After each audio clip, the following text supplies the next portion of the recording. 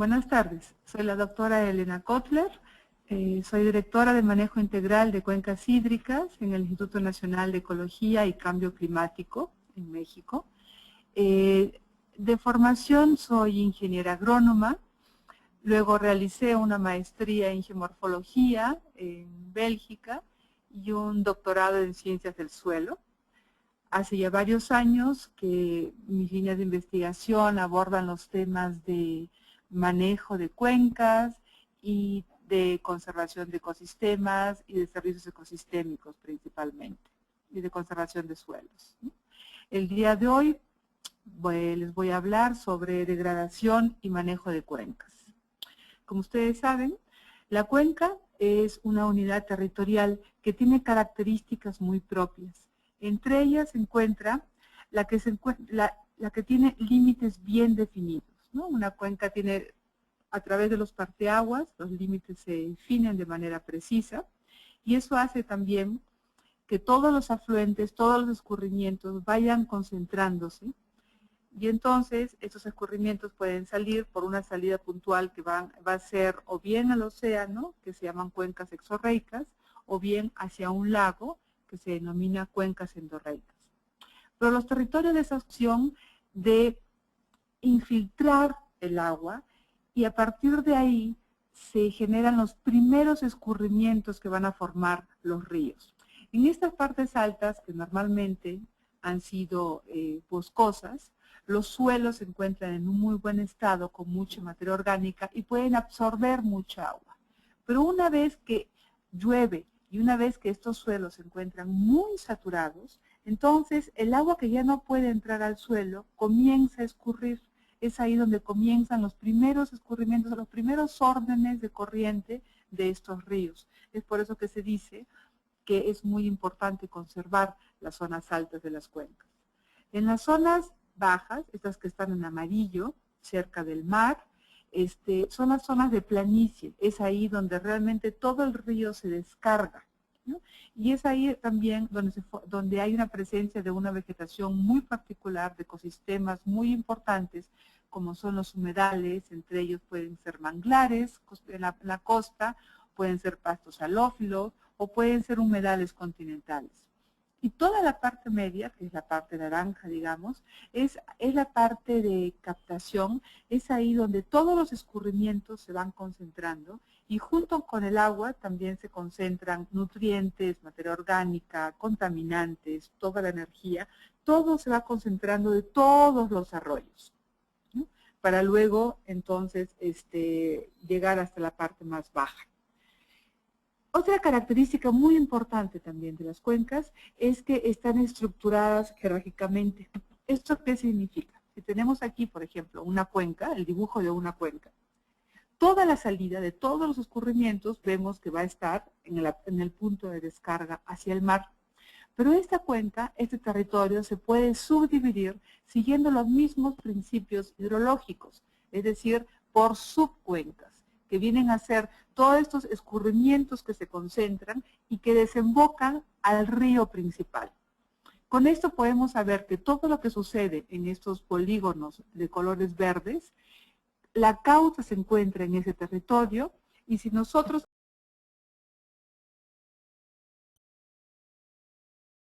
qué pasa con la calidad de agua o qué pasa con la cantidad de agua. Y eso nos refleja entonces a qué pasa con el territorio.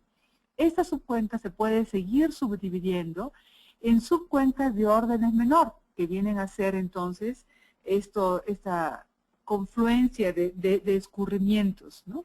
Y esto mismo, si algo sucede en este territorio, también se podría estar monitoreando con la calidad y con la cantidad de agua de esta subcuenca, la cual a su vez se puede seguir subdividiendo hasta llegar al primer orden de corriente, que es este primer arroyo de la cuenca, ¿no? Esta característica, que es única, o sea, solamente en las cuencas uno puede subdividirlo de manera jerárquica, sabiendo que todos estos polígonos están embonados uno dentro del otro. Es como estas muñecas rusas que se encuentran una dentro del otro, bueno, es igual. Acá el polígono más oscuro se encuentra embonado en otra subcuenca, la cual se encuentra embonado en otra subcuenca. Y esta particularidad muy importante para el manejo solamente se puede encontrar a niveles de las cuencas. Entonces aquí tenemos a la izquierda lo que ustedes ven una cuenca principal y que esta se va a ir subdividiendo. Esta subdivisión también implica que lo que uno va a estudiar tiene que estudiarlo a diferentes escalas. Por ejemplo, en la cuenca principal, si es una cuenca de un territorio grande que puede ser 1000, 2000 kilómetros cuadrados, uno puede estudiarlo a una escala. Pero si uno va a estudiar una subcuenca, que es un territorio más chica, uno tiene que hacer la escala de manera más grande, unos 100.000 por ejemplo, y si uno va a estudiar una subcuenca, o que también llamada microcuenca más pequeña, uno tiene que hacer un cambio de escala. Y también importante es ver que los procesos que se llevan en un territorio grande van a tomar más tiempo que los procesos que puedan ocurrir en un territorio más pequeño. Estas dimensiones espaciales y temporales son muy importantes a la hora del manejo de los ecosistemas, como vamos a ver posteriormente. Pensemos entonces en una cuenca esquemática donde tenemos diversas actividades y vamos a ver cómo todas esas actividades finalmente encuentran un sentido en el funcionamiento de la cuenca, ¿no? Arriba, por ejemplo, en la cabecera de la cuenca podemos tener procesos de deforestación, de quema, de rosa, tumba y quema, por ejemplo. Y cuando comienza la precipitación, toda la ceniza que se encuentra en superficie va a desembocar finalmente en los cuerpos de agua, incorporando a estos cuerpos de agua carbono, nitrógeno, diferentes tipos de sales y de nutrientes. En otras de las laderas podemos tener, por ejemplo, un intenso sobrepastoreo, y esto lo que va a hacer es que va a aportar a los cuerpos de agua una gran carga de sedimentos. Estos cuerpos de agua atraviesan por municipios, donde ya sabemos que solo el 20% trata realmente el agua, entonces van a estar cargados de metales pesados, de basuras, de coliformes, y luego por industrias, por zonas industriales, donde a su vez van a aportar a los ríos otros tipos de contaminantes, ¿no? Algo que muchas veces no se considera es, por ejemplo, toda la zona, toda la actividad agrícola, la cual a través muchas veces de contaminación difusa, es decir, no de una salida puntual, sino a través del lavado de los contaminantes por los suelos, a los ríos también les van a llegar compuestos organoclorados, metales pesados, sedimentos, ¿no? Por eso no es de extrañarnos que más del 70% de los ríos de nuestro país se encuentren con problemas de asolve, de eutrofización o de contaminación. Es decir, es respuesta a todo ese tipo de actividades productivas que se presentan en el territorio. Además tenemos la cantidad de represamientos que en todos los ríos que también van a retener agua y sedimentos, con lo cual van a disminuir la capacidad de los ríos de una dilución, ¿no? Porque finalmente si se retiene todo el agua en las presas, entonces los ríos van sin agua y no pueden diluir la cantidad de carga contaminante que están recibiendo por los otros sistemas productivos. Y estos ríos a su vez llegan, cuando son exorreicos, llegan a la parte costera, por ejemplo los manglares, y bueno, llegan con la calidad de agua que pueden ir arrastrando a través de las cuencas, desde todo el territorio, ¿no? Por eso que decimos que los sistemas de producción y las actividades productivas que se realizan en una cuenca generan externalidades que se reflejan en la cantidad y la calidad del agua. Ese término externalidades se ha retomado mucho de la disciplina económica y vienen a ser todos aquellos impactos que no han sido internalizados por los actores que generan, causantes de los impactos, ¿no? Por ejemplo, en el caso del sobrepastoreo, bueno, las personas, los dueños de estas tierras, que normalmente son ejidatarios y que permiten esta cantidad de erosión hídrica, ellos mismos no están internalizando el costo de sedimentación de los ríos. Esa es una externalidad negativa. Toda la sociedad está pagando por esa externalidad, por ese impacto que los ejidatarios no están incorporando, ¿no? Pero por otro lado pueden haber externalidades positivas. Cuando ejidatarios u otros propietarios de la tierra reforestan, realizan obras de conservación de suelos, cuidan manantiales, entonces están generando un impacto que es positivo para el resto de la sociedad. A eso se le llama una externalidad positiva. Lo importante es que todo este deterioro, entonces, nos está impactando la dinámica de la cuenca, mucho más allá de lo que consideramos, ¿no? Siempre se habla, por ejemplo, de la tasa de deforestación, que es muy alta en México, pero se habla como un problema de cobertura vegetal. Sin embargo, esto también está modificando el ciclo hidrológico, porque hay cambios de evapotranspiración. En el momento que uno pasa de árboles a pastos, la evapotranspiración, por ejemplo, es mucho mayor, ¿no? La degradación de suelos. Actualmente el 45% del país se encuentra con suelos degradados. Eso provoca cambios en la infiltración y en la escorrentía que puede haber, ¿no? Hay menos infiltración y como el suelo no infiltra la cantidad de agua que tendría que infiltrar, el agua escurre.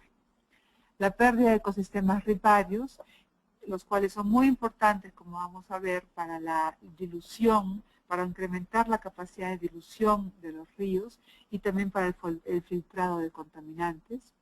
El represamiento, que como dijimos, a la hora de que todo el agua se encuentra almacenada en un depósito impermeable, uno está disminuyendo la posibilidad de interconexión entre aguas subterráneas y aguas superficiales, una interconexión que es inherente, que siempre ocurre a lo largo de los ríos. En los ríos hay agua que se va percolando porque va alimentando los mantos acuíferos. Pero cuando almacenamos toda esa agua en un depósito impermeable, como tienen que ser las presas, bueno, se deja de haber esa interconexión y entonces el agua subterránea deja de ser alimentada, ¿no? Además de que los ríos, como disminuyen la cantidad de agua que pueden llevar, pues disminuye su capacidad de dilución de contaminantes y hay cambios en las condiciones químicas de los aguas, es decir, hay menos agua, hay más contaminantes, puede ser que también la cantidad de oxígeno esté disminuyendo, ¿no? La sobreexplotación de acuíferos, como estábamos diciendo, no hay una retroalimentación de aguas subterráneas superficiales, y bueno, y si además de ahí se está sacando cada vez más la cantidad de agua para usos consultivos, obviamente los acuíferos en este momento, como sabemos, se encuentran en un estado bastante frágil. Hay datos de Conagua que muestran que entre el 75 y el 2003 se ha triplicado la sobreexplotación de acuíferos, ¿no? Y la contaminación de ríos, si están cada vez más, presenta cada vez más contaminantes, bueno, en los últimos 30 años ha habido un aumento del 42% de carga contaminante en estos ríos. Entonces, todas las partes de las actividades productivas tienen un sentido en el ciclo hidrológico, tienen un sentido en la dinámica del agua, y ese es nuestro mejor indicador para conocer la salud de la cuenca, el agua, ¿no? Y es por eso que la cuenca como una unidad de gestión es tan importante, porque tenemos el indicador más rápido y más sensible que se puede tener en un territorio, que es el agua, que nos va diciendo qué parte de la cuenca no está funcionando, qué actividad productiva me está impactando más en la salud de la cuenca, ¿no? Bueno, y todo esto también nos permite ver que la gestión de los recursos hídricos está sujeta, está amarrada a la gestión territorial. Actualmente muchas veces se habla de dos cosas distintas, o bien en la gestión del agua o bien en la gestión del territorio. Pero estamos viendo finalmente que están inherentemente relacionadas ambas, ¿no? Y cuando hacemos una gestión tenemos que hacer la gestión de manera conjunta. Hay otras modificaciones que también crean estas actividades productivas, los sistemas productivos y las actividades económicas, modificaciones en la cantidad, en la calidad y en la temporalidad del agua, ¿no? Por ejemplo, el cambio de la cobertura vegetal, bueno, que dijimos, hay cambios en la evapotranspiración. También hay cambios en el caudal en la estación seca, el caudal base, que es el caudal de los ríos que llevan en la estación seca. Y, por ejemplo, algunas actividades como la deforestación y la quema puede ocasionar un incremento de nutrientes, sobre todo de nitratos, que normalmente son arrastrados por erosión hacia los cuerpos de agua, ¿no? Otro problema más bien resultante de una actividad, la compactación y la erosión de suelos, pues disminuye la capacidad que tienen los suelos de infiltrar agua, porque finalmente quien infiltra agua son los suelos, no es la vegetación. Pero si el suelo se encuentra compacto, aunque llueva mucho, esas gotas de agua que llueven no pueden entrar, porque el suelo está compacto, es como si estuviese sellado el suelo. Y si el agua no puede entrar, y si el suelo se encuentra en una ladera, pues el agua escurre. Y si el agua escurre en grandes cantidades, o sea, si todo ahí aumenta la cantidad de escurrimiento, entonces lo que se llama el caudal punta, o sea, estos caudales extraordinarios y que causan inundaciones, pues se va a incrementar rápidamente. Esto es muchas veces causa de las inundaciones que nos estamos encontrando últimamente. Es aumento de precipitaciones, es cierto, pero también nos estamos encontrando con unos suelos muy poco resilientes que no tienen capacidad de infiltrar y si no infiltra, se escurre. Entonces, aquí estamos viendo que todos los problemas que pueden causar desastres, como son las inundaciones, muchas veces están causados por el mismo problema de degradación de suelos, ¿no? Que también va a causar un aumento de carga de sedimentos, de nutrientes y de compuestos orgánicos en los cuerpos de agua. Y esto a su vez causa alteración en el hábitat acuático.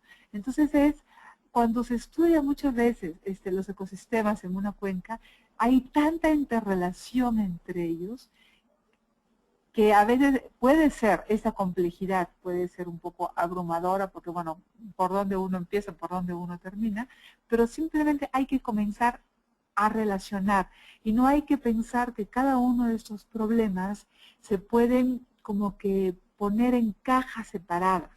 El problema de no tener prácticamente peces nativos responde también en uno de los factores a una alteración del hábitat, y esa alteración del hábitat se va más allá, se va a una degradación de suelos, y esta degradación de suelos se va todavía más allá a un cambio de cobertura vegetal. Entonces podemos saber que el cambio de cobertura vegetal es el detonador de muchos de los procesos, pero luego hay que ir amarrando estos procesos para poder encontrar las causas, ¿no? La actividad pecuaria, por ejemplo, es también causante de un gran aporte de nutrientes, y también en el caso de actividad porcícola, bueno, son de contaminantes y de metales pesados importantes, ¿no? La agricultura como aporte de nutrientes, la lixiviación de pesticidas hacia cuerpos de agua en términos de contaminación difusa. En zonas áridas y semiáridas hay un posible incremento de sales en los cuerpos de agua. La vegetación riparia la vamos a ver en un ratito. Y la piscicultura, que últimamente ha sido muy apoyada por dependencias gubernamentales, bueno, también hay que considerar que incorpora una importante carga de nutrientes a las aguas superficiales, que son procedentes de los restos de la alimentación que no consumen los peces y su producción fecal, ¿no? Y la introducción de antibióticos en las aguas superficiales. Asentamientos humanos a través de contaminación puntual por descargas, que puede ser doméstico e industrial, y la construcción de presas, las cuales ya hemos comentado. Entonces, todos estos son impactos del uso de la tierra sobre los recursos hídricos. Entonces, sí podemos ver, el recurso hídrico, los ríos, rápidamente están absorbiendo todos los impactos que se generan por todas las actividades productivas. Prácticamente no existe una actividad productiva, un sistema productivo que no utilice agua. Y lo que estamos viendo entonces en los ríos es el indicador, el síntoma de todo lo que está sucediendo en el territorio. Y si esto está contenido en una cuenca, entonces podemos ir evaluando en función de qué corriente, qué tipo de contaminante, y podemos ir viendo cuáles son las actividades que más están afectando a las cuencas, ¿no? Algo importante, un componente muy importante que rara vez se tiene en el radar, es la parte de los ecosistemas riparios, ¿no? Que estábamos diciendo que mantienen los ecosistemas semiacuáticos, que retienen sedimentos, disminuye evaporación, protege el acuífero, ¿no? Y filtra el agua. Se ha visto algunos estudios en que cuando esta vegetación riparia que se encuentra alrededor de los ríos está conformada por tifas, por ejemplo, o por zacatules, estos tienen la capacidad de filtrar bacterias y compuestos químicos del agua, ¿no? Que que causan enfermedades como salmonela, como la shigella o como el cólera, por ejemplo, el vibrio cólera, ¿no? O sea, estas mismas plantas tienen capacidad de filtrar, de absorber ese tipo de bacterias. Y además que remueven sedimentos, amonio, nitratos, coliformes, y en algunos casos, por ejemplo, el alisum puede retener níquel u otras especies vegetales, como el tlaspi puede retener zinc, ¿no? Entonces, son como plantas de tratamiento que nos están, naturales totalmente, que nos están ofreciendo el gran servicio ecosistémico de poder sanear estos ríos, de poder mejorar la calidad de agua de estos ríos. Como conducto, porque finalmente está protegiendo al río, desde la parte de arriba hasta la parte de abajo, en todo este largo de los ríos, el agua que se viene percolando va alimentando los mantos freáticos. Entonces está previniendo el abatimiento de los niveles piezométricos de estos mantos freáticos, ¿no?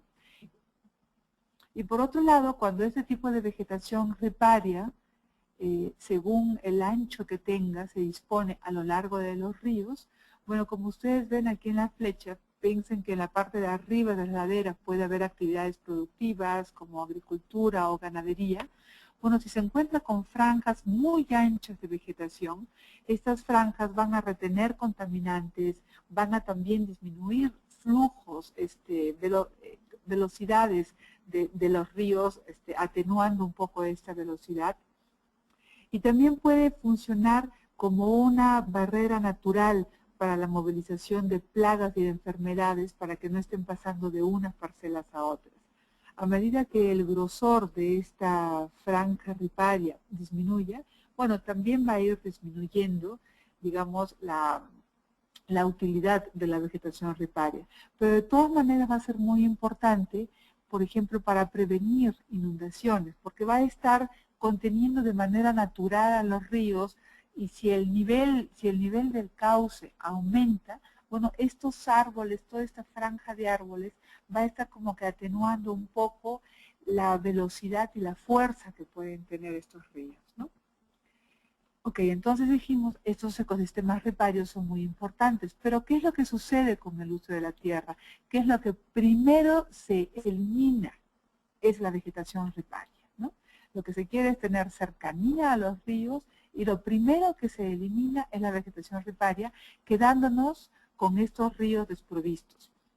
Además son ríos que están expuestos al sol, que la temperatura aumenta y con ello la disponibilidad de oxígeno disminuye en estos cuerpos de agua, y ustedes imaginarán que si este nivel de agua aumenta por precipitación o por gran concentración de escurrimientos, bueno, no hay ninguna barrera física que impida que pueda inundar las terrazas que se encuentran de manera aledaña, ¿no?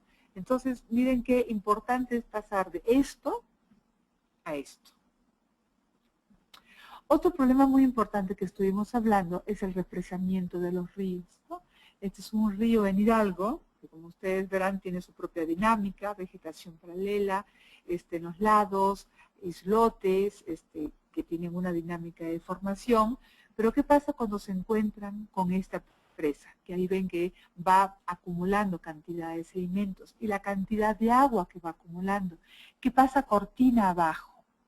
Pasa esto, que finalmente no hay agua. Y a eso me estaba refiriendo cuando decía que la cantidad de presas lo que está haciendo es retener el agua, y sí, está matando a los ríos, porque un río que no pueda tener una dinámica de agua, que no pueda irse alimentando, que no pueda ir manteniendo vegetación a los lados, finalmente es un río que no mantiene ningún hábitat, que no puede mantener especies y que está prácticamente muerto, ¿no? Entonces, aquí también habría que repensar en términos de la gestión del territorio, qué hacemos con esta gran cantidad de presas y de represamientos que se tienen en el territorio. Nada más diciéndoles, por ejemplo, en la cuenca Lerma-Chapala hay una presa cada 50 kilómetros cuadrados, más o menos, ¿no? Es Es una barbaridad porque entonces entre presa y presa no da tiempo al río de recibir afluentes para ir alimentándose, ¿no? El año pasado, desde el año pasado ya existe una norma, pero es una norma mexicana, así que es voluntaria, de caudal ecológico. Lo que esta norma dice es, bueno, que el río tiene que tener un mínimo caudal para permitir que su dinámica siga funcionando de manera adecuada. Es una norma técnica, así que lo único que da son diversas metodologías para calcular cuál sería el caudal ecológico adecuado para cada tramo de río, ¿no? Pero por lo menos eso ya existe. Ahora se trata de comenzar a aplicarlo, ¿no? Este es un mapa que se hizo de ver cuáles son las cuencas cuya alteración ecohidrológica, en términos de los ríos, es la más afectada, ¿no? Acá ustedes pueden ver en colores oscuros, que claro, son las cuencas más grandes, como el Bravo, el Balsas, el Pánuco, el Santiago, claro, la Cuenca de México, obviamente, que son los más alterados. Es decir, en aquellas cuencas donde los ríos se encuentran permanentemente fragmentados por presas, por canales y también por carreteras, que muchas veces cuando no les hacen la vía de paso adecuada, pues van fragmentando los ríos, ¿no? Y alrededor de ellas, y eso es lo interesante, ya comienzan a aparecer otras cuencas con un alto grado de alteración. Y lo que podemos ver es que son las cuencas más chiquitas que se encuentran a lo largo de la costa del Pacífico, algunas del Golfo de México, muchas de Baja California, que son las cuencas más chiquitas que tienen un grado de alteración muy bajo. Y eso se explica porque siendo cuencas tan chiquitas, bueno, los afluentes también son más pequeños y no tienen gran capacidad de almacenar mucha agua, y también porque son cuencas cuya densidad poblacional es más pequeña, ¿no?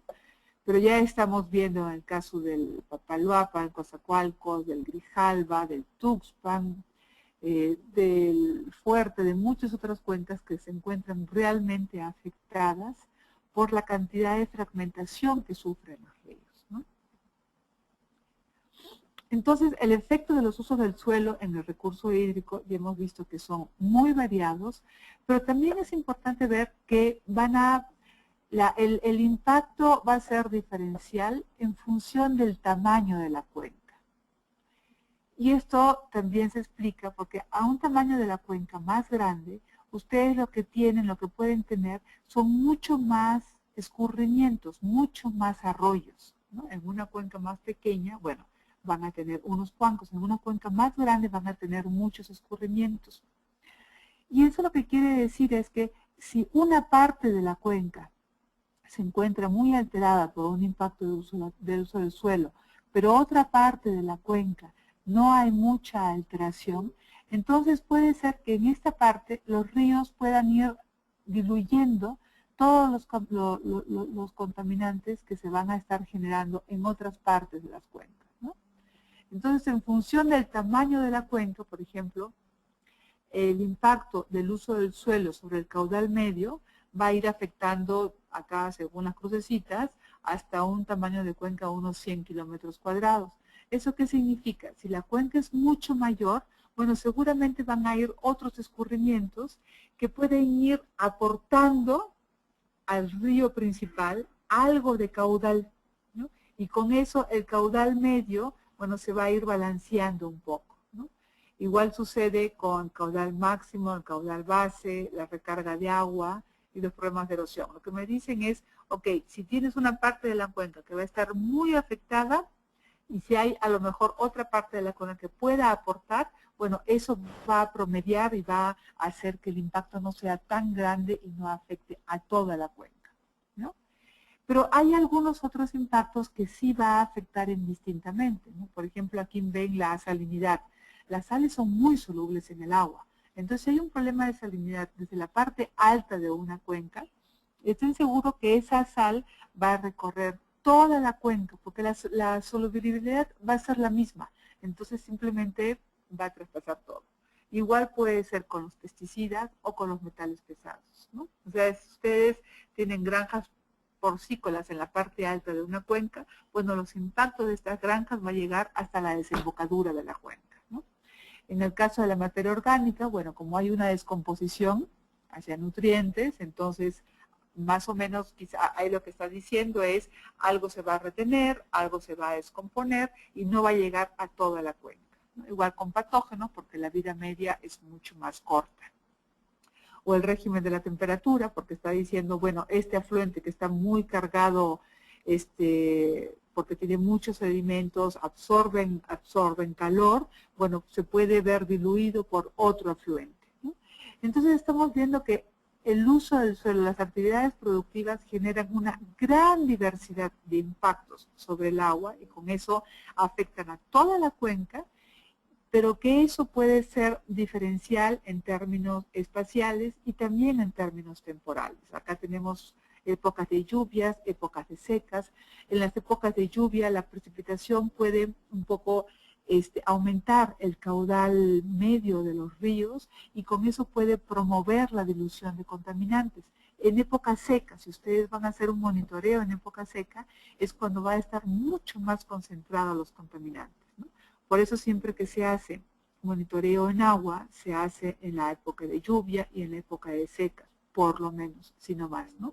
Lo que está diciendo es el impacto varía en el tiempo. Ahora vemos el impacto varía según el tamaño de las cuencas y espacialmente al interior de la cuenca, según la cuenca, en la parte alta, la parte media, la parte baja.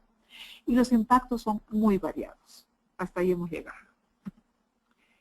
Ahora, en esos términos, ya estamos entendiendo que este manejo de ecosistemas en las cuencas hidrográficas, bueno, también va a ser muy diferencial en términos, en función del tiempo y del tamaño de la cuenca, las implicaciones espaciales. Con esto quiero decir, si el tamaño de la cuenca es pequeña, y aquí estamos en el ámbito de lo local, bueno, si ejercemos alguna acción en una cuenca pequeña, podemos pensar que vamos a hacer algún cambio, ¿no? Si, por ejemplo, hay una cuenca pequeña que tiene un gran nivel de erosión, por ejemplo, y hay una gran arrastre de sedimentos a los ríos, bueno, si comenzamos a hacer prácticas de conservación de suelos, podemos esperar que a lo mejor en el transcurso de 5 años, 10 años, que es corto tiempo, podamos ir disminuyendo los sedimentos. Es decir, que el tiempo de respuesta es corto. Pero ahora imaginemos que tenemos una cuenca de 1000 kilómetros cuadrados, que estamos en el ámbito del intermedio. Bueno, si tenemos el mismo problema, no vamos a poder, o sea, en 5 o 10 años, no vamos a poder tener una respuesta para toda la cuenca. Localmente a niveles de subcuenca sí, pero para toda la cuenca vamos a tener que esperar a lo mejor 20, 50 años. Y si tenemos una cuenca de 50.000 kilómetros cuadrados, como la cuenca de la Machapala, de 60.000, como la cuenca del Bravo, estamos en lo regional, bueno, ya estamos entendiendo que nuestras acciones vamos a tener que estar realizando las 20, 30, 40 años para poder ver algún impacto, algún resultado en la desembocadura de las cuencas. Por eso es muy importante esa lámina que les puse al principio, de ver un poco que algo es lo que se ve a nivel de la cuenca, pero también se puede ver a nivel de la subcuenca o a nivel de la microcuenca. Y esto es muy importante porque si hacemos acciones a niveles de la microcuenca, vamos a ver resultados a ese nivel. Si luego extrapolamos a nivel de la subcuenca, podemos ver respuesta a ese nivel, ¿no? Y luego, paulatinamente, podemos decir que la suma de lo que estamos haciendo a niveles de las subcuencas, podemos verlo a nivel de la cuenca, ¿no? Pero hay que hacer de todos los niveles para ver si realmente hay algún cambio. Se tiene que estar monitoreando estos cambios, ¿no? Ahora, entonces, ¿por qué utilizar a la cuenca como unidad de planeación y o de gestión? Un resumen de lo que hemos visto. Porque todas las actividades productivas en el territorio de una cuenca generan externalidades negativas, también pueden ser positivas, transportadas por el agua, y la cual constituye un indicador de la salud ambiental de la cuenca. Esto también nos está permitiendo que se puede determinar fuentes contaminantes, sus intensidades e impactos en la dinámica ecohidrológica de la cuenca. O sea, rápidamente podemos ver, bueno, rápidamente más o menos, cuáles son las fuentes contaminantes Esto nos permite priorizar zonas de trabajo. En cuencas muy grandes no hay recursos para trabajar en toda la cuenca, pero esto nos permite priorizar dónde hay que comenzar a trabajar y puede aumentar la coherencia de las acciones para resolver problemas. Si vemos que en una cuenca, otra vez, es la ganadería porcícola, la ganadería extensiva, la que me está generando mayor problema, eso lo puedo ver en los contaminantes que puedo tener en los ríos y comenzar a ver que si yo realizo alguna acción, puedo comenzar a ver resultados a la escala apropiada. Y eso también facilita la colaboración entre instituciones. En México, las instituciones gubernamentales tienen atribuciones relativamente claras, entonces se puede decir muy bien, hay un problema con la ganadería extensiva, quién tendría que entrar y cómo tendría que entrar. Entonces, poniendo como meta un objetivo del territorio, esto podría hacer que las instituciones se tenga un mayor orden, una mayor coherencia en términos de las acciones y el abordaje como cada institución podría estar participando, ¿no?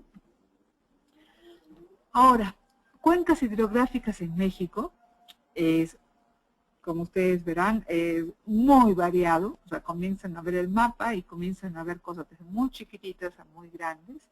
En México tenemos 1.471 cuencas exorreicas, endorreicas y arreicas. Cuencas arreicas vienen a ser aquellas cuencas donde los escurrimientos se pierden en la superficie. Bien, se infiltran por el substrato geológico, los escurrimientos se van infiltrando a lo largo de su recorrido, ¿no? Que son sobre todo este conjunto de cuencas en el norte del país. Pero acá ya podemos ver cómo la diversidad topográfica, orográfica, geológica del país, pues también se están expresando en tamaños de cuenca. Porque una cuenca no se define por su tamaño, ya hemos visto, puede ser grande, puede ser chica, se define más bien por lo que ya hemos visto que es el parteaguas y el contexto hidrográfico, ¿no? Ay, se me ha parado. ¿Se paró la presentación? Sí, es Ana Luisa. Trate de darle otra vez clic en el PowerPoint. No, se ha parado. Ah, ya. Ok. Y esas cuencas vemos que hay una distribución de tamaño muy variado. Podemos tener más de 800 cuencas que son menores a 50 kilómetros cuadrados, pero que solamente que ocupan menos del 1% de la superficie del país. Y por otro lado tenemos 16 cuencas mayores a 20.000 kilómetros cuadrados, pero que ocupan prácticamente el 60% del país, ¿no? Entonces hay que estar trabajando con estos dos extremos. Ahora, el tamaño de la cuenca va a tener implicaciones en su estudio y en su manejo. Una cuenca muy chiquita, de estas de menos de 50 kilómetros cuadrados, bueno, a lo mejor para el estudio, para el diagnóstico, puede ser relativamente sencillo, ¿no? Sencillo, bueno, puede ser sencillo porque es un territorio pequeño, sin embargo, es complejo porque no existen datos, a nivel nacional no existen datos, cartografía a una escala tan detallada. La cartografía que se tiene a nivel nacional es a escala 1, 250.000 nada más, ¿no?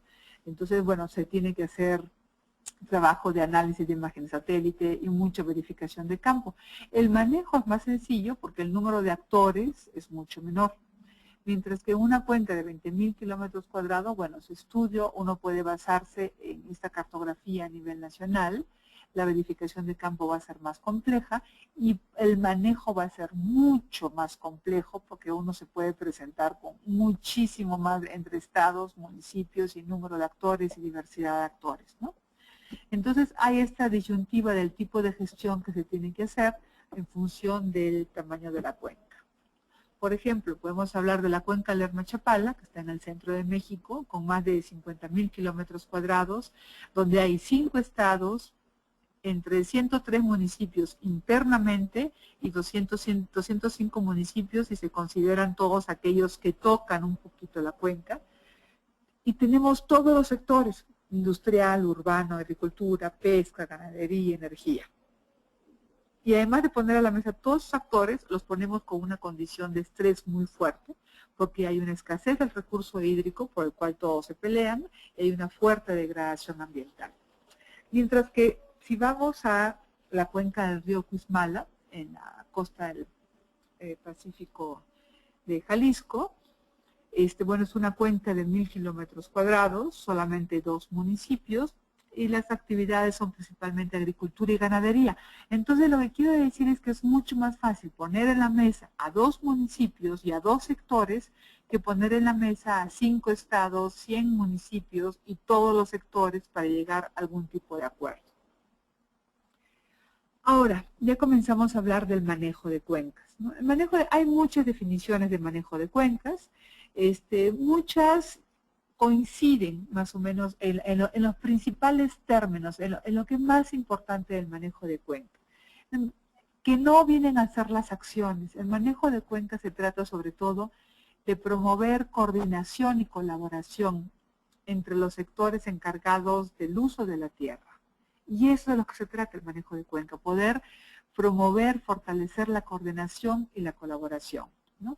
¿Y para qué? Para poder conservar y para poder recuperar la integralidad ecológica de la cuenca. Pero sin esta colaboración, sin esta cooperación entre instituciones y entre sectores, bueno, simplemente lo que hacemos es cada uno es jalar al territorio hacia sus intereses, ¿no? Y eso es lo que hace tan complicado, tan complejo a veces y tan largo el manejo de cuenca. Ahora, muchas veces también se habla, bueno, de que se tiene que gestionar un territorio con enfoque de cuenca. ¿Esto qué quiere decir? Para tener un enfoque de cuenca, uno, hay que tener un reconocimiento claro de la interconexión entre todos los componentes del ecosistema. Ya hemos visto cómo todas las actividades generan externalidades y todas están interrelacionadas entre ellas, ¿no? Y es por eso tan importante. En la cuenca finalmente se tiene que hablar de la vegetación, sí, pero cómo está relacionado con el suelo y esto cómo se relaciona con el agua y con las actividades productivas. Y hay que estar hablando de todo. Entonces, cuando uno habla de enfoque de cuenca, no es que estoy viendo la gestión hídrica, es que estoy considerando absolutamente todos los componentes. Se tiene que saber que cada nivel, es cuenca, subcuenca, microcuenca, requiere un tipo de evaluación y un tipo de interacción con instituciones y con usuarios. El enfoque de cuenca también habla de una interacción explícita entre territorios y usuarios, cuenca arriba y cuenca abajo. Si estoy hablando de un enfoque de cuenca, por ejemplo, para ver un ordenamiento ecológico con un enfoque de cuenca, lo que tengo que estar viendo es no ver el municipio costero, sino decir, bueno, ese municipio costero, ¿qué recibe del municipio que se encuentra en la cuenca alta? ¿Qué impactos recibe? ¿Qué beneficios puede recibir? Y cómo ese municipio costero aporta también al municipio que está en la parte de arriba, ¿no? Entonces, se tiene que ver que hay una interacción entre los territorios, entre lo que sucede en el territorio y entre los usuarios. Hay que tener claro que la gravedad existe y que el agua siempre va a ir de arriba a abajo. Entonces, todo lo que hagamos abajo siempre va a estar impactado por lo que sucede arriba. Ese es el enfoque de cuenca. Y que el agua es nuestro principal integrador e indicador de lo que sucede en el territorio. Muchas veces estamos centrados en querer sanear el agua, en tratar el agua, en limpiar los ríos. Pero simplemente lo que hay que ver es que esa agua es lo que nos está indicando qué pasa con el territorio. Se puede hacer un símil, por ejemplo, con la fiebre. Nosotros cuando estamos enfermos tenemos fiebre. La fiebre es un indicador de que algo está sucediendo en nuestro organismo. Bueno, igual, el agua es el indicador que algo está sucediendo en el territorio. Ahora, ¿qué es y qué no es un manejo de cuencas? El manejo de cuencas es un proceso. No es un libro, no es un estudio, no es una acción. Es un proceso que tiene que alinear, tiene que coordinar, tiene que construir programas hacia objetivos comunes, tiene que ser adaptativo. No hay un manual para hacerlo igual en todas las cuencas. Hay lineamientos, hay etapas, pero tiene que adaptarse a las condiciones socioambientales, tiene que ser flexible y tiene que ser dinámico, ¿no? Ahora, realizar una acción en el territorio de una cuenca no es un manejo de cuencas. Ustedes dicen, no, yo estoy haciendo reforestación, entonces ¿eso significa que estoy haciendo manejo de cuencas? No, nada más uno hace reforestación. Y generalmente se consideran 4 fases, que son la de diagnóstico, planeación, implementación y evaluación, ¿no? Entonces, si comenzamos con el diagnóstico implica sobre todo identificar el problema. No es un diagnóstico de caracterizar todo el territorio. En esto se diferencia del ordenamiento ecológico. En el diagnóstico para un manejo de cuenca, mi primera pregunta es, ¿cuáles son los principales problemas ambientales y sociales? Es decir, ¿yo puedo resolver esto con un manejo de cuencas o necesito otro instrumento, ¿no? Primero, ¿cuáles son? Y sobre todo, ¿cuáles son las causas de estos problemas, ¿no? No me interesa saber tanto que hay tanta deforestación o tanta degradación del suelo. Más me interesa saber es por qué hay estos problemas, ¿no? Si tengo la información que requiero para entender esto o requiero algo más. Y sobre todo porque las causas de estos problemas me va a llevar a los actores que tengo que tener en la mesa. Si yo digo, no, pues hay erosión, hay degradación de suelos, ya, ok. Pero esa degradación de suelos puede ser causada por el sellamiento en asentamientos humanos, puede ser causada por la agricultura, puede ser causada por la ganadería, puede ser causada por prácticas que yo considero que son correctas y no lo son, ¿no? Entonces yo necesito saber cuáles son las causas para poder tener a los actores en la mesa. En la planeación, lo que me pregunto es, bueno, ¿cuáles son las áreas prioritarias? Este esquemita de cuáles son las subcuencas, por dónde empiezo, qué estoy proponiendo implementar y cómo se va a involucrar a las personas. Aquí también algo muy importante es que ya estoy poniendo, cuando digo que se propone ser implementado, es también decir cómo voy a evaluar. En este momento pongo mis indicadores y lo que les digo es cómo voy a evaluar para saber si la práctica es correcta. Implemento, quiero ver qué mejoras están esperando de esas prácticas y evalúo. ¿Qué información se obtiene? ¿Quién provee la información? ¿Cómo se va a ver? Todo esto que ya se vio en la planeación, lo tengo que estar evaluando en este momento. Y sobre todo esto para saber, bueno, ¿tengo que hacer cambios o no tengo que hacer cambios? Y esto es algo que nunca hacemos en el manejo. Es evaluarnos constantemente para ver si realmente hemos entendido la dinámica del ecosistema y lo que nosotros consideramos que era la causa es o no era la causa. A lo mejor pensamos que es las granjas porcícolas el problema y no, y resultó que era las descargas puntuales de un asentamiento que nos estaban dando tantos metales pesados, ¿no? Entonces hay que siempre estar monitoreando. Les voy a poner 2 ejemplos de estos, ¿no? Y esto es lo que nos da esta parte del proceso adaptativo. Uno se tiene que evaluar para confirmar hipótesis bajo las cuales se realizaron las acciones. Cualquier acción que ustedes la hacen, tienen que decir, ok, yo voy a poner acá, voy a reforestar, porque con eso estoy esperando que disminuya sedimentos, que se regulen los cursos de agua, que capture carbono, lo que sea, ¿no? Pero esa es su hipótesis. Y luego tienen que monitorear los resultados para ver si realmente su hipótesis, su hipótesis se cumplió o no se cumplió. Hay muchas herramientas para eso. Pueden ser fotos de antes y después. Pueden ser percepciones, aunque siempre tiene que ir acompañado realmente de algún otro instrumento. Las percepciones solas no pueden ser una manera de evaluar. Pueden ser datos de campo. Y pueden ser, si no han tenido una línea base, pueden hacer análisis comparativos con acciones y sin acciones, ¿no? Para ver cuál es la diferencia. Les voy a poner un ejemplo de zanjas de infiltración. La zanja de infiltración constituye actualmente la práctica de conservación más utilizada en todo el país. Se dice, algo se tiene que hacer, se hacen zanjas de infiltración. Y se utilizan con diferentes condiciones de suelos, de relieve, de clima, de vegetación. La misma práctica para todos los ecosistemas. Pero ¿qué sucede con las zanjas de infiltración? Como ustedes ven, se excava el suelo. los primeros 40 centímetros, que es ahí donde se encuentra prácticamente toda la materia orgánica, se excava el suelo y se acomoda el suelo suelto a lo largo de la ladera, ¿no? Más o menos esta es la cantidad de suelo que se excava por zanja, según las recomendaciones de CONAFOR, que además recomienda construir 250 zanjas por hectárea. Y entonces, en una hectárea lo que se está haciendo, se está removiendo y se está erosionando 96 toneladas de suelo. O sea, con una hectárea de zanjas, ustedes a la hora que están excavando, remueven, destruyen los agregados del suelo y erosionan 96 toneladas de suelo por hectárea. Pueden hacer el cálculo. Suena alarmante. Y el límite permisible de erosión, según la FAO, son 11 toneladas. Entonces, aquí hay algo que estamos diciendo, bueno, algo no funciona, ¿no?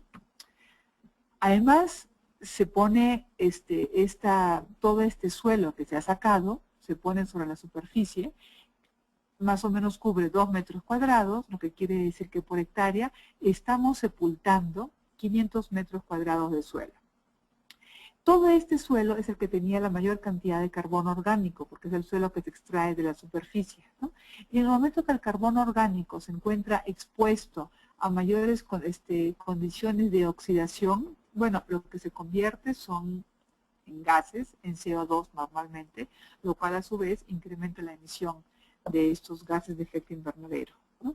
Entonces, erosionamos suelos, sepultamos suelos y perdemos carbono. En un estudio que se hizo, acá ustedes pueden ver zanjas de filtración, y se hizo una comparación entre suelos que tenían zanjas y suelos que no tenían zanjas, y lo que estamos viendo es que las características de los suelos que representan su calidad, digamos, densidad aparente, carbono, nitrógeno, bueno, disminuyen en aquellos suelos que presentan esas obras de conservación de suelos, ¿no? Entonces, este tipo de monitoreo es importante porque se dice, bueno, mi hipótesis de campo fue que haciendo las zanjas iba a mejorar las condiciones de los suelos y iba a retener sedimentos. Pero lo que no se estuvo viendo es que a la hora de hacer las zanjas se generan otras consecuencias. Y es en el momento de monitoreo que se dice, bueno, yo tenía una hipótesis de cómo era la dinámica de las zanjas, pero estoy viendo que la dinámica de las zanjas ni me mejoran los suelos, y al contrario, provoca más erosión y finalmente me está emitiendo más carbono a la atmósfera. Entonces, es en este momento, cuando se ven estos datos, que hay que comenzar a decir, bueno, mi apuesta no fue la correcta, voy a modificar y voy a comenzar a hacer otro tipo de prácticas de conservación de suelos que respondan mejor a mis necesidades. Esto es, digamos, la necesidad de estar evaluando y de estar monitoreando. Este es un ejemplo. Otro, que es más sencillo, es a veces cuál es el nivel. Estamos siempre ante la necesidad de querer reforestar y reforestar y reforestar, ¿no? A veces lo hacemos de manera conjunta, a veces lo hacemos de manera completamente fragmentada en el territorio. ¿Cuánto tenemos que reforestar para ver qué cambio? Este es un estudio que se hizo en Estados Unidos y un poco lo que quiere ver es, bueno, ¿cuál es el costo de tratamiento de agua que yo tengo en en cuencas que tienen diferentes porcentajes de cobertura vegetal? Entonces lo que me dice, por ejemplo, en aquellas cuencas donde tengo el 60% está reforestado, mi costo de tratamiento por tantos metros cúbicos es de $37. Y ahí está el costo promedio anual del tratamiento. Y fíjense cómo el costo de tratamiento aumenta exponencialmente a medida que la cobertura vegetal de esas cuencas disminuye. Entonces, con esto podemos estar diciendo, bueno, ¿cuánto tenemos que reforestar? Eso no es una regla que tiene que ser seguida en todas las cuencas, pero ya nos está dando una idea de la cual nunca nos ponemos a pensar. Son acciones de reforestación en todas partes, pero ¿cuánto tenemos que reforestar de manera concentrada? ¿Dónde? Seguramente en la cabecera de las cuencas, en la parte media de las cuencas, para poder comenzar a reducir costos por tratamiento, si esa es nuestra problemática. Actualmente, lo que se hace es poner más plantas de tratamiento o llevar agua por acueductos, por trasvases de una cuenca a la otra, cuando estamos viendo que a lo mejor teniendo una buena cobertura vegetal, nuestros costos de tratamiento disminuyen, ¿no? Aquí podemos ver en la última columna cómo el aumento de los costos se incrementa cuando nos alejamos del 60% de la cuenca reforestada, ¿no?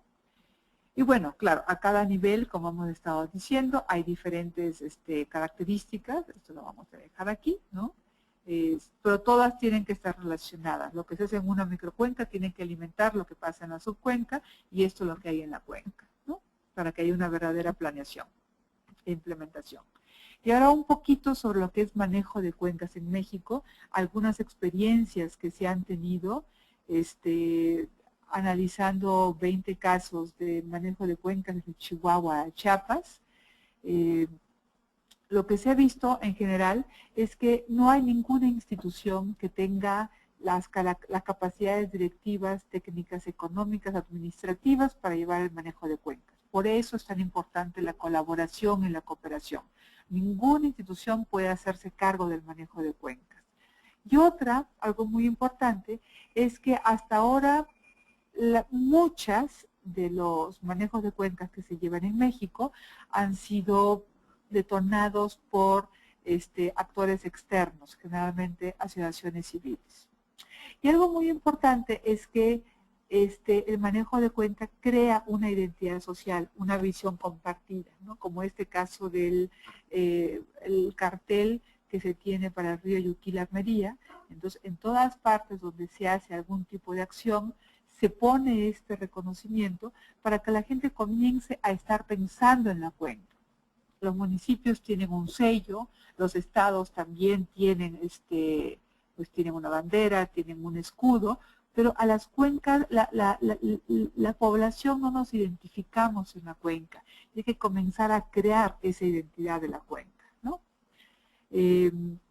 Algunos ejemplos es, por ejemplo, en el caso de las instituciones locales, de lo que se ha visto, es que el manejo de cuenca en algunos casos, por ejemplo en Lagunillas, en Jalisco, ha permitido reforzar las instituciones ejidales, ¿no? Todas estas reglas y las sanciones que deben tener los ejidos para conservar áreas comunes, ¿no? En este caso, porque determinaron crear una UMA en la cabecera de la cuenca. Otro tipo de acuerdos que se llegan con el manejo de cuencas es, por ejemplo, el ejido de Mesa de Escalante en Guanajuato, fue un acuerdo para cambiar todo el ganado criollo que estaba como ganadería extensiva a un ganado estabulado y mejorado, ¿no? Y otro en Sombrerete fue un acuerdo para eliminar totalmente el ganado caprino, porque tenían interés en permitir la reforestación en áreas comunes. Estos son acuerdos muy importantes, muy fuertes, y que se dan en el contexto del manejo de cuencas, ¿no? Pero ahora, a niveles de cuencas, los temas van más allá de estos límites administrativos de los ejidos, y es necesario establecer acuerdos entre ejidos o entre municipios. En el caso de los sauces, que se encuentra en una subcuenca entre Jalisco y Michoacán, Michoacán arriba, Jalisco a la parte de abajo. Bueno, en la parte de abajo, Michoacán, se quería hacer una restauración de ecosistemas riparios, pero recibían las descargas del municipio que se encontraba en Michoacán arriba, Jalisco está abajo, perdón, Michoacán arriba, que recibía residuos de algunas industrias lácteas. Y entonces la calidad del agua de los ríos simplemente no permitía que la vegetación se estableciese. Entonces hubo un acuerdo entre delegaciones de Semarnat, entre los municipios, los ejidos, con la industria láctea, para permitir que se trataran las aguas y así se permitiese restaurar ecosistemas riparios en la parte de abajo. Otro caso es de la Asociación Intermunicipal que se encuentra en la cuenca de Ayuquil-Armería. Es un ejemplo muy interesante de asociaciones intermunicipales y que se encargan entre todas de procesar y de comercializar los residuos sólidos de 12 municipios. Es decir, que no hay basureros, no hay rellenos sanitarios.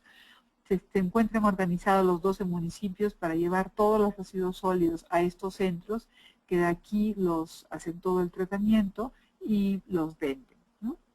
Y otro, que es mucho más incipiente pero interesante, es ver la parte de restauración de ecosistemas riparios entre el río Colorado, que se encuentra entre Estados Unidos y México, en el cual gracias a una compra de una cierta cantidad de agua, se permite que estos terrenos, estos territorios, puedan comenzar a recuperarse, ¿no? Aquí el papel de las asociaciones civiles es muy importante. Bueno, estos son, ya para terminar, algunas referencias, algunas herramientas que existen sobre el manejo de cuencas. También existe un sistema de consulta de cuencas hidrográficas, a donde ustedes pueden buscar información sobre alguna cuenca en particular, algunas características, les permite comenzar a generar algún tipo de mapa según lo que ustedes estén buscando, para comenzar a pensar en cuencas, que eso es lo importante. Y ahora sí, como publicidad, el tercer Congreso Nacional de Manejo de Cuencas Hidrográficas, que se va a dar lugar entre el 27 y el 30 de agosto en Morelia, y con esto lo que se quiere es seguir pensando de manera colectiva cómo construir los consensos para el manejo de cuencas y cómo seguir realizando el manejo de cuencas entre todas las perspectivas e instrumentos que se encuentran, que hoy en día tenemos en México, ¿no? Bueno, y con esto yo concluiría. Espero sus comentarios, sus dudas, con mucho gusto. Y bueno, y ojalá que les haya sido útil. Muchas gracias.